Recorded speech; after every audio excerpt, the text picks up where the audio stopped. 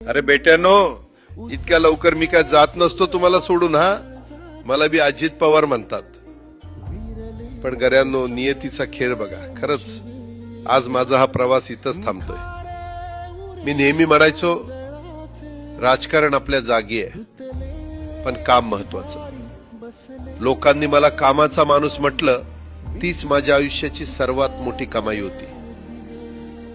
आज निरोप घेताना मन खूप जड आहे, पण एक समाधान आहे की शेवटच्या श्वासापर्यंत मी तुमच्यासाठीच धावत होतो.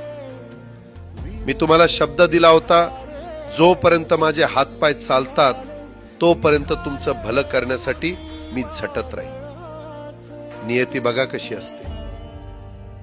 आज माझ्या हक्काच्या बारामतीच्या मातीत तुमच्या सेवेसाठी येत असतानाच माझे हातपाय कायमचे विसावले.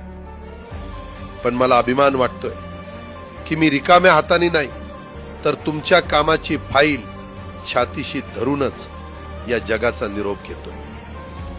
शेवटच्या क्षणीही माझ्या डोळ्यासमोर फक्त तुमचा चेहरा होता. माझा स्वभाव थोडा रोखठोक होता. कधी कुणावर ओरडलो असेल, कुणाचं मन दुखावलं असेल, पण माझ्या त्या रागामागे फक्त एकच तडफड होती की माझ्या सामान्य माणसाचं काम झालं पाहिजे.